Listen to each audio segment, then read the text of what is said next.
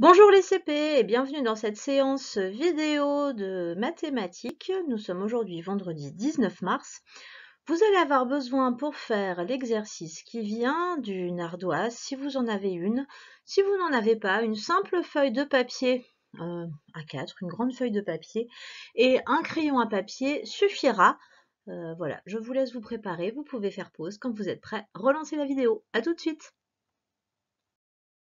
Je vous explique ce que vous allez devoir faire pour faire l'exercice suivant. Je vais vous montrer une figure. C'est une des figures qu'on utilise d'habitude pour le jeu des formes.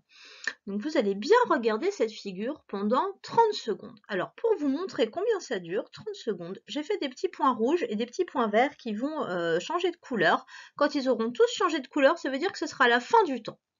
Quand le temps sera écoulé, je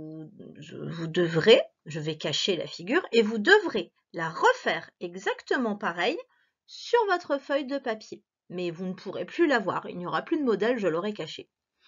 Alors si vous êtes prêts, attention, ouvrez bien vos yeux, regardez bien la figure pendant le temps que je vous donne et ensuite vous pourrez la reproduire.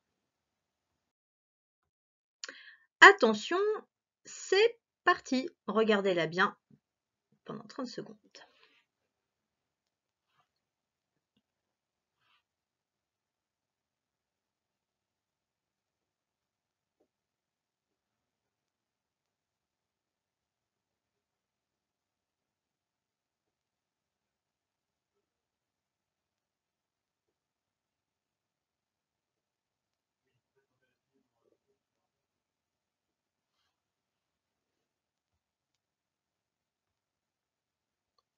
Top, c'est fini. Allez, maintenant c'est à toi. Tu as bien regardé la figure, tu vas pouvoir maintenant la reproduire avec juste ton crayon. Ce n'est pas la peine de prendre une règle, fais-le comme ça, on dit à main levée. Et quand tu as terminé, on va corriger ensemble. Fais pause et je te laisse travailler. Allez, nous y allons. Il y avait donc d'abord un grand triangle. Alors, pardon, mon outil n'est pas formidable pour tracer droit. Hop. Mais ça devrait aller. Un grand triangle posé sur son petit côté qui descendait comme ceci. Au centre, il fallait rajouter un trait ici et un trait qui descendait tout droit pour faire comme un rectangle. Voilà. Si ta figure ressemble à peu près à ça, bravo, tu avais bien observé et tu as bien réussi à la reproduire. Pour faire l'exercice suivant, tu vas avoir besoin au choix, soit d'avoir la feuille imprimée que j'ai envoyée à ton papa ou à ta maman, enfin, voilà, que j'ai envoyée sur leur mail qui s'appelle Chronomath. Si il n'est pas possible d'imprimer à la maison, ce n'est pas grave. Tu demandes à un adulte éventuellement de regarder avant toi la feuille qui va bientôt s'afficher et de la recopier pour toi sur une feuille. Comme ça, tu n'auras plus qu'à mettre les résultats. Si personne vraiment ne peut le faire pour toi, tu vas faire des petits traits et mettre les uns en dessous des autres à chaque fois tes réponses. Mais vraiment, le mieux pour faire le chronomate, c'est que tu aies soit la feuille imprimée, mais ça, ce n'est pas toujours possible, soit que quelqu'un ait recopié les opérations pour toi. À tous, du coup, je vous laisse faire pause, vous préparez à avoir le document et ensuite vous pourrez démarrer le chronomate qui dure 3 minutes et en 3 minutes, il faut faire le plus d'opérations possible. À tout à l'heure. Allez, c'est parti. Tu as 3 minutes pour mettre le plus de bonnes réponses possible. J'ai fabriqué un sablier géant qui va t'indiquer les 3 minutes qui sont en train de s'écouler. 1, 2, 3, partez!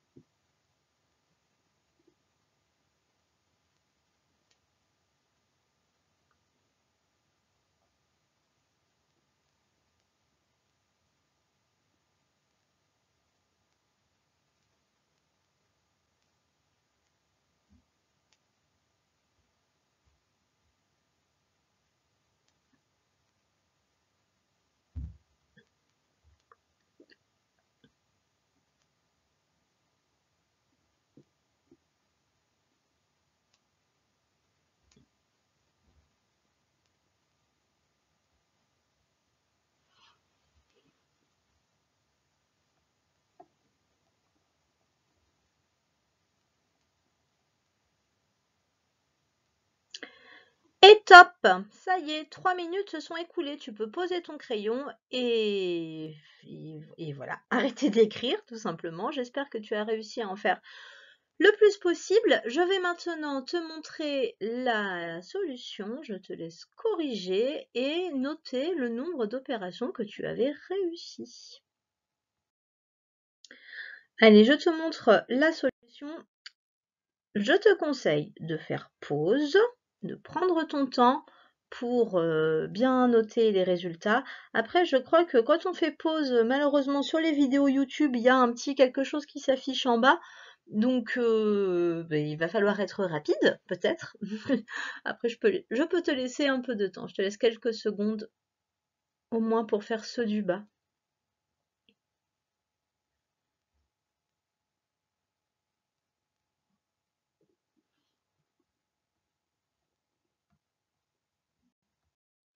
Bien, à présent que tu as eu le temps de corriger ton chronomètre, peut-être avec l'aide d'un adulte, ça me paraît plus sage, et de mettre ton résultat en haut du chronomètre, nous collerons dans le cahier quand nous reprendrons l'école tous ensemble, je vais te présenter un nouvel outil qui sera affiché dans la classe.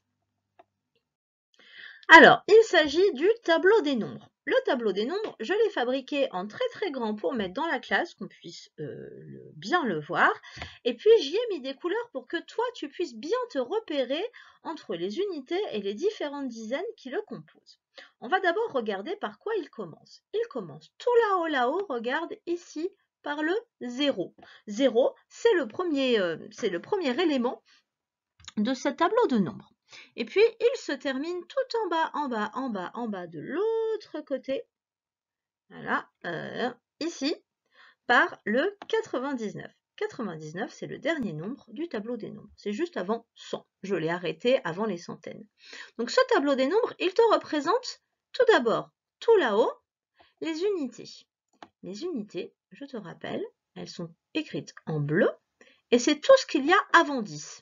0, 1, 2, 3, 4, 5, 6, 7, 8, 9. Ensuite, on passe aux dizaines. Ça y est, on a dépassé le 10 qui est ici. 10, 11, 12, 13, 14, 15, 16, 17, 18, 19. Tu as vu, j'ai mis les dizaines en rouge. Là, on est dans les dizaines. Ensuite, on passe aux vingtaines. Il y a 2 dizaines dans les vingtaines. 20, 21, 22, 23, 24, 25, 26, 27, 28, 29. Ensuite viennent les trentaines. 3 dizaines. Et on rajoute à chaque fois une unité. 30, 31, 32, 33, 34, 35, 36, 37, 38, 39. Allons-y pour les quarantaines. 4 dizaines dans les quarantaines. On est à la 4e ligne. 5e ligne, pardon, n'importe quoi, 5e ligne parce qu'on a une ligne d'unité avant de commencer les dizaines. Donc les quarantaines, 40, 41, 42, 43, 44, 45, 46, 47, 48, 49. Allez-y, dites-moi bien fort ce qui vient après 49, c'est le 50. On passe aux cinquantaines. 50, 51, 52, 53, 54, 55, 56, 57, 58, 59. Et après 59, qu'est-ce qui vient? 60. Les soixantaines. 60, 61, 62, 63, 64, 65, 66, 67, 68, 69. Aïe, aïe, ça se complique. 68, 69, dites-moi. 70, c'est ça. On est dans la ligne des 70. Alors, un petit peu bizarre cette ligne. Après, de toute façon, tout devient un petit peu bizarre. Faut s'accrocher. On y va. 70, 71, 72, 73, 74, 75, 76, 77, 78, 79. Pour les 70, on avait 7 dizaines. Et après, 78, 79, le 8 et le 0, c'est le 80. Très bien. 81, 82, 83, 84, 85, 86, 87, 88, 89. C'est logique. Après 89, 90. On est dans la ligne des 90 qui s'écrivent un 9 et un 0.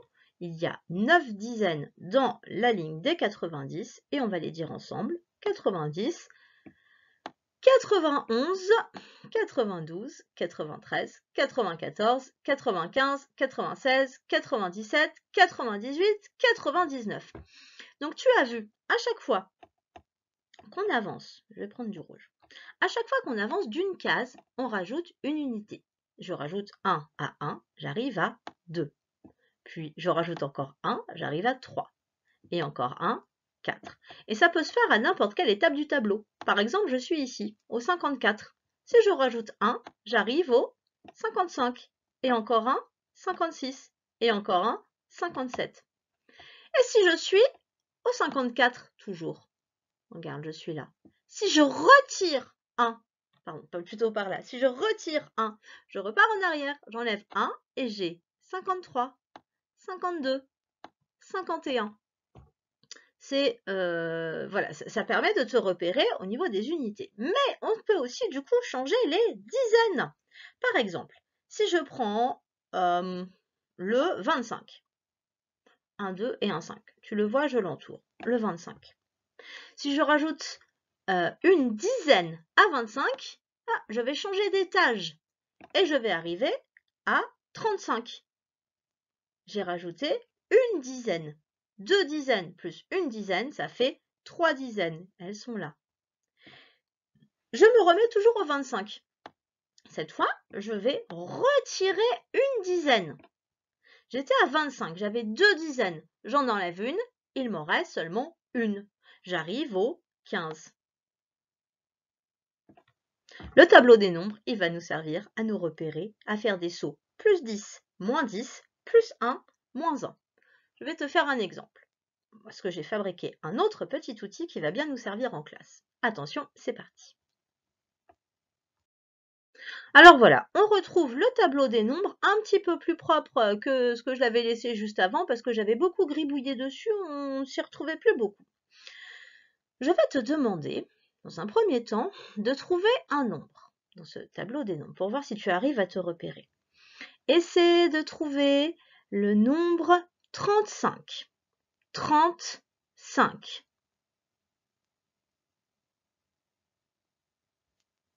J'espère que tu l'as trouvé. 35 s'écrit avec un 3 et un 5. Il se trouve donc dans la colonne, dans la ligne des trentaines et dans la colonne des 5. Regarde, il est ici. 35. À présent, je veux que tu me trouves le nombre 12. 12.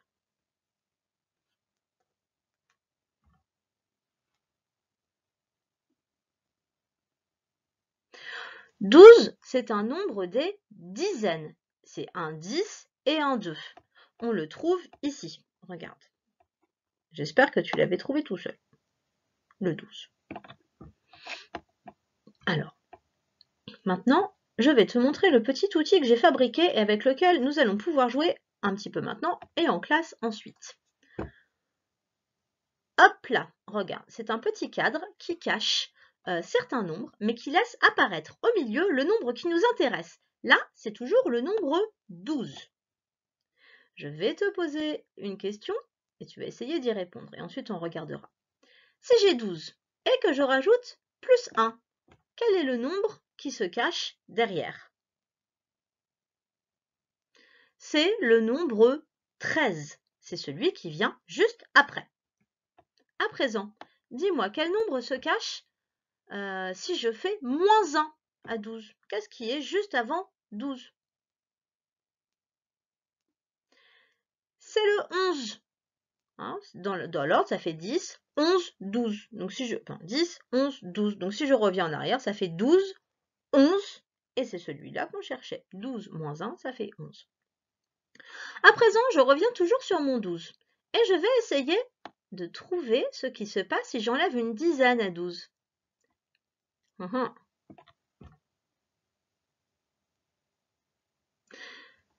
Eh bien, j'ai 12.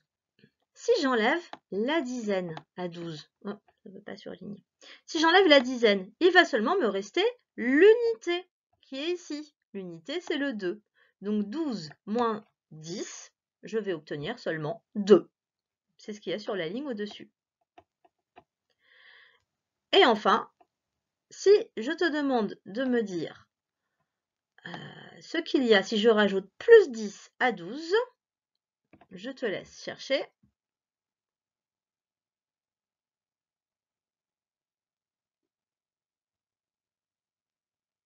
Il va falloir rajouter une dizaine.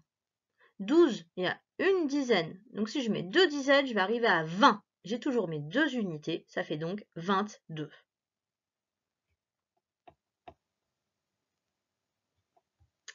Je vais gommer mes saletés. Hop là. Et on va enlever le 4 pour vérifier.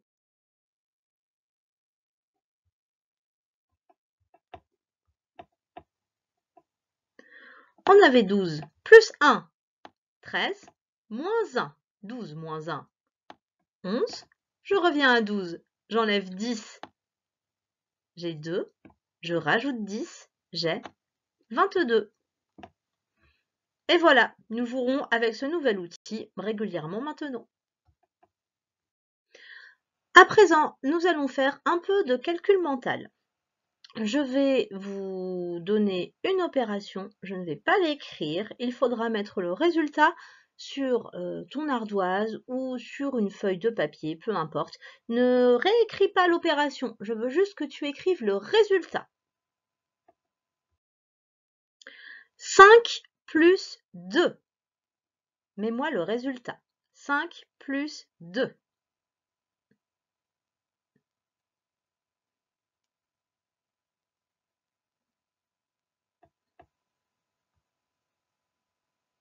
La bonne réponse, c'était 7. Écris maintenant le résultat de 9 plus 2. 9 plus 2.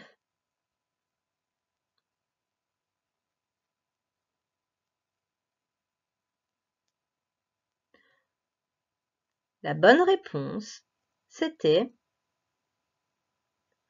11.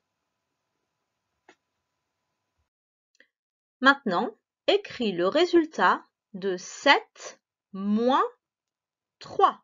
Attention, j'ai bien dit moins. 7 moins 3. Vas-y.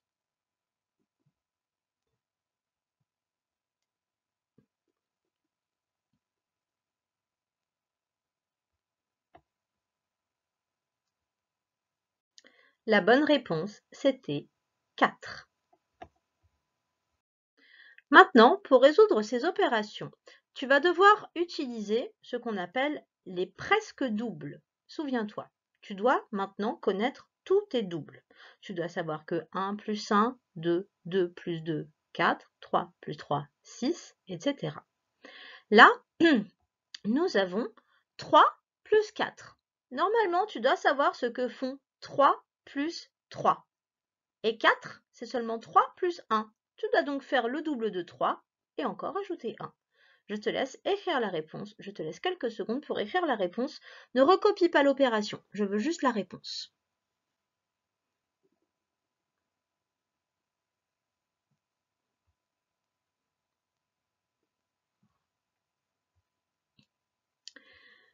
La bonne réponse, c'est 7. 3 plus 3 font 6. Et là, tu dois rajouter 1 puisque c'est un presque double. 6 plus 1 font 7. On réessaie encore avec une autre opération et un presque double. 5 plus 6. Encore une fois, utilise les presque doubles.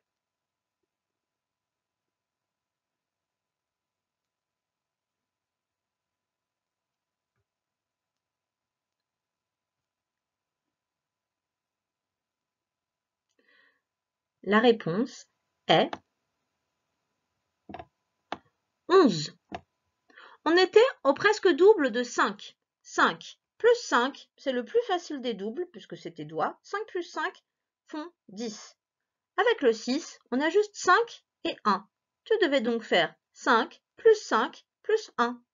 5 plus 5 font 10. 10 plus 1 font 11. Enfin, je crois, oui, enfin, 7 plus 8. Utilise encore les presque doubles. Vas-y, mais écris uniquement le résultat.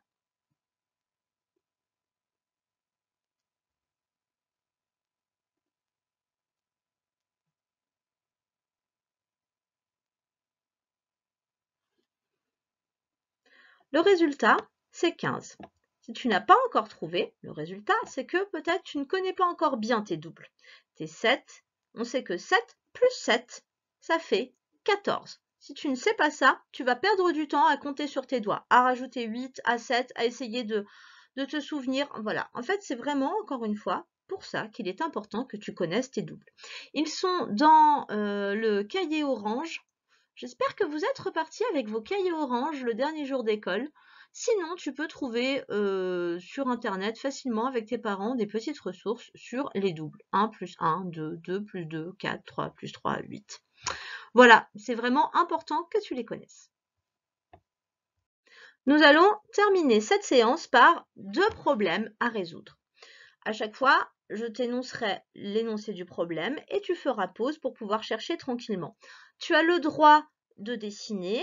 Tu peux et même tu dois, j'aimerais bien que tu m'écrives l'opération qui te permet de trouver le résultat, puisque normalement maintenant on a commencé à réfléchir à résoudre les problèmes avec des opérations, et que tu me mettes également le résultat bien clairement sur ta feuille. Si tu as une ardoise, utilise ton ardoise. Si tu as un cahier, utilise un cahier. Sinon, une feuille ira très bien. Le premier problème, je vais te le lire. Mamie a planté des fleurs. Il y a une rangée de 12 tulipes et une rangée de 12 jonquilles et une rangée de 6 roses. Moi, ça me rappelle quelque chose. Ça me rappelle le problème du jardinier avec ses choux, avec ses salades, pardon, qui plantait des salades en rangée. J'espère que tu t'en souviens. Là, c'est un peu c'est même le même type de problème. Alors, je te le redis et tu vas pouvoir, en te repérant dans ce que j'ai surligné, faire ton dessin. Il y a d'abord une rangée de 12 tulipes. Il y a une rangée de 12 jonquilles et il y a une rangée de 6 roses. Ma question, la voici. Combien y a-t-il de fleurs au total? Tu peux dessine les rangées de fleurs. Ou alors, fais tout de suite ton addition si ça te paraît facile. Et puis, compte pour me dire combien il y a de fleurs au total. Je te laisse faire pause, réfléchir et on corrige ensuite.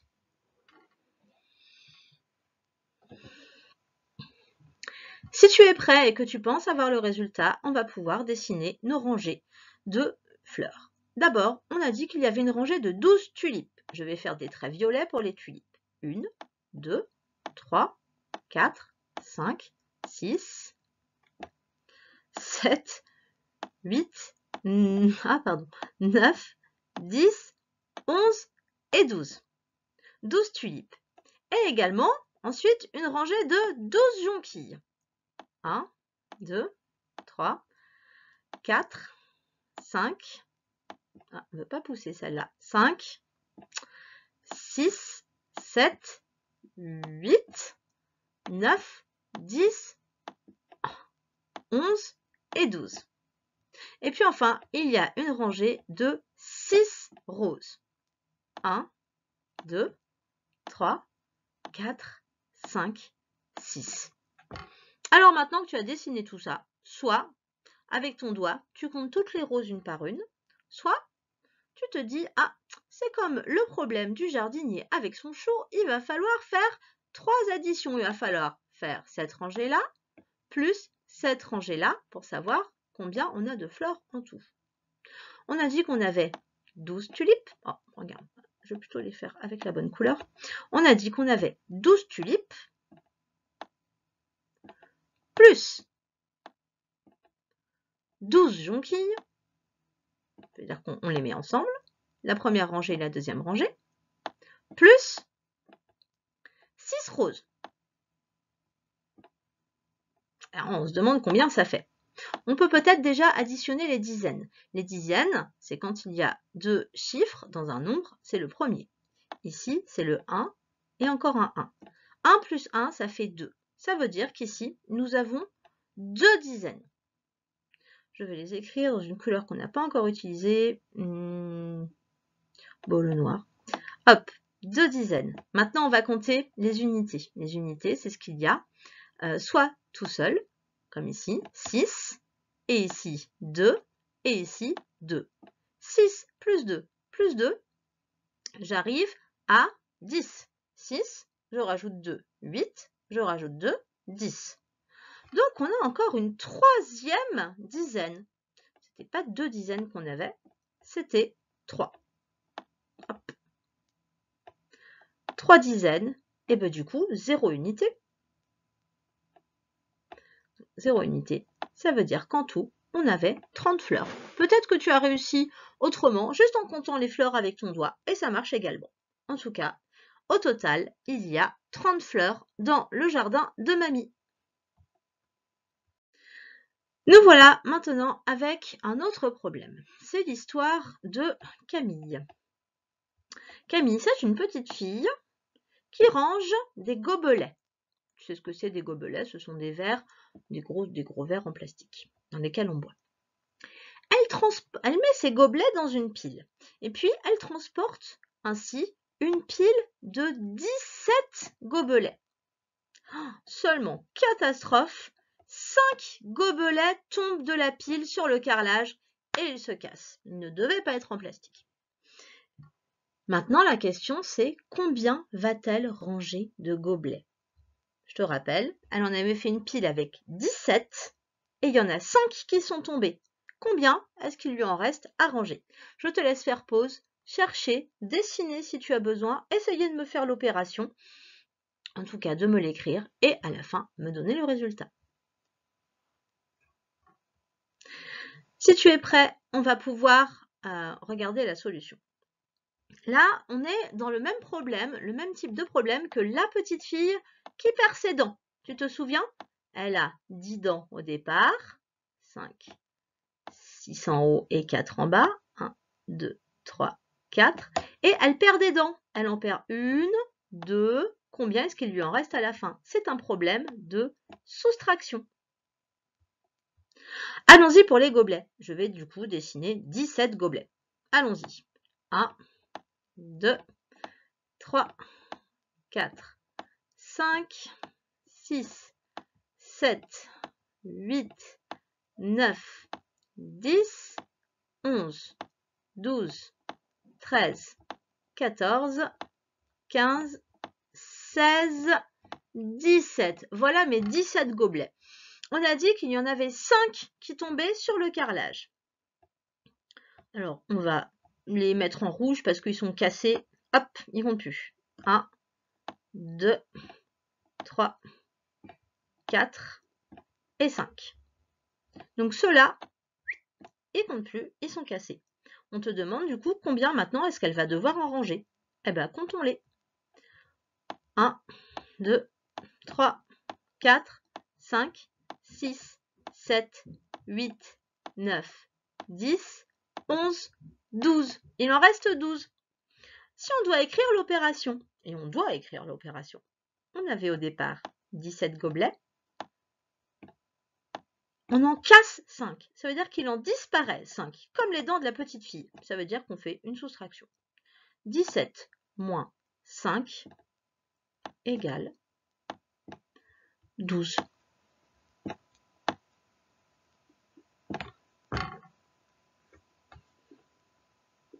Cette séance est terminée, j'espère qu'elle s'est bien passée pour toi et pour la personne qui t'accompagnait. S'il y avait quelqu'un qui t'accompagnait, c'est toujours mieux. Je te souhaite à présent un bon week-end, puisque demain c'est samedi. J'espère que tu te reposeras bien, que tu t'amuseras bien et je te dis à lundi. Au revoir.